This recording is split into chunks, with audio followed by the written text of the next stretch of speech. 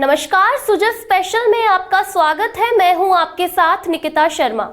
Startup friendly नीतियों और निवेशकों के लिए अनुकूल माहौल से आज राजस्थान ग्लोबल इन्वेस्टमेंट का नया हब बनकर उभर रहा है।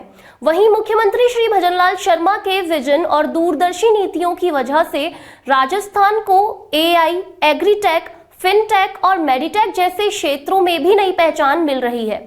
जयपुर में शुरू हुआ Rajasthan Digifest tie global summit 2026 इसी विजन का जीवंत प्रमाण है, जहां स्थानीय आइडियाज को वैश्विक मंच मिल रहा है। यह समिट बताता है कि राजस्थान अब भविष्य की अर्थव्यवस्था गढ़ने के लिए पूरी तरह तैयार है। देखिए हमारी ये खास रिपोर्ट।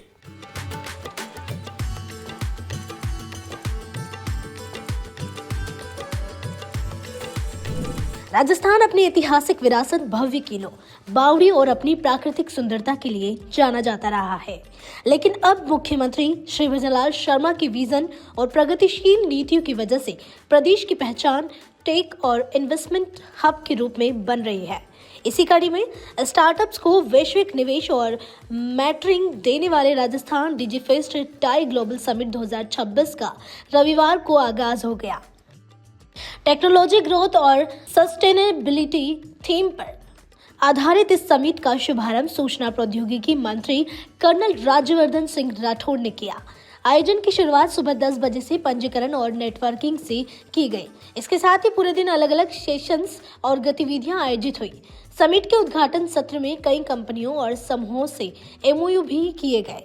इसके साथ ही राज्य के आने वाली 10 साल की डिजिटल ग्रोथ का रोड मैप पेश किया गया। कर्नल राज्यवर्धन ने आए उद्यमियों का राजस्थान में स्वागत करते हुए कहा कि दुनिया के कई देशों को मिलाकर जितनी अपॉर्चुनिटी मिलती है, उससे ज्यादा अकेले राजस्थान में है। इस मंच पे आने से पहले हम आपस में बात कर रहे थे कि इतने हजारों यहां पर एंटरप्रेन्योर्स आए हैं, इन्वेस्टर्स आए हैं। हमें एक कार्यक्रम ही नहीं बल्कि इसके बाद कन्वर्जन पे ध्यान देना है। We have to convert your coming here, your wanting to do business with Rajasthan or in India. We have to ensure that we as Rajasthan present you the best option to do your business here. Rajasthan के अंदर अपार संभावना है और आप जब राजस्थान आए हैं, जयपुर पधारे हैं, सो जो लोग बाहर से आए हैं, मैं आपको कह सकता हूं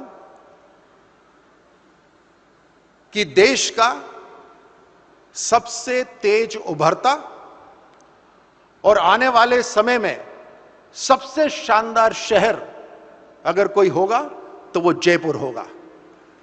सो you have come to the right place and I must thank the tie people कि ये पहली बार है कि एक नॉन मेट्रो शहर के अंदर उन्होंने जयपुर को सेलेक्ट करा है और मैं उनकी सिलेक्शन को दाद देता हूं, बधाई देता हूं। तो समझदार हैं, वो जानते हैं कि जयपुर बहुत तेजी से उभर रहा है।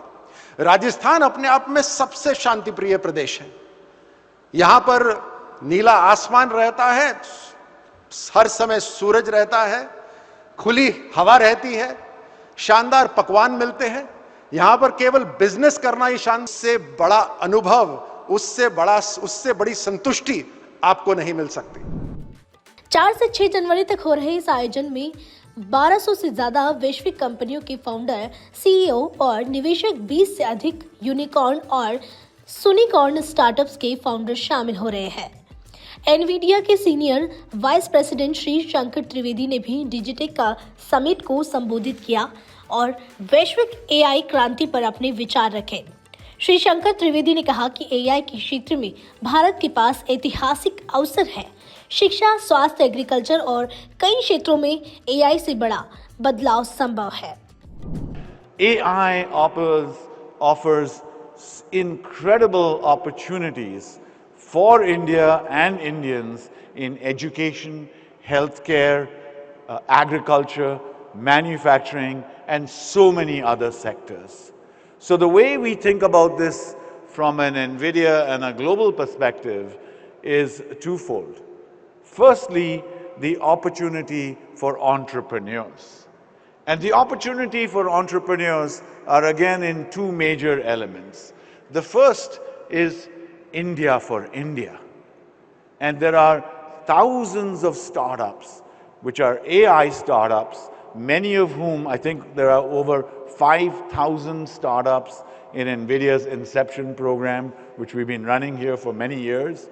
And they're doing unbelievable work, both at the foundation level, like Bhashini and Sarvam and Bharat Jain and others, but also in the application, for example, in healthcare, for an amazing company like Cure AI.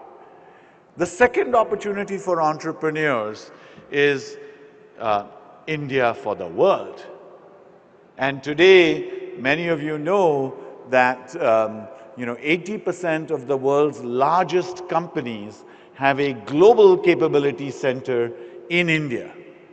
And that creates huge opportunities for entrepreneurs to offer products and services and software to these global capability centers. मुख्यमंत्री श्री विजयलाल शर्मा के नेतृत्व में राजस्थान ने यह स्पष्ट कर दिया है कि वह परंपरा के साथ साथ तकनीक और नवाचार की ताकत से आगे बढ़ेगा। स्टार्टअप्स, निवेशक और नीति निर्माता सभी एक मंच पर मिलकर भविष्य की अर्थव्यवस्था की नींव रख रहे हैं।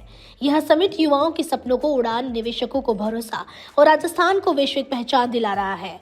साफ है कि आने वाले समय में राजस्थान सिर्फ निवेश का गंतव्य नहीं, बल्कि इनोवेशन का केंद्र बनेगा।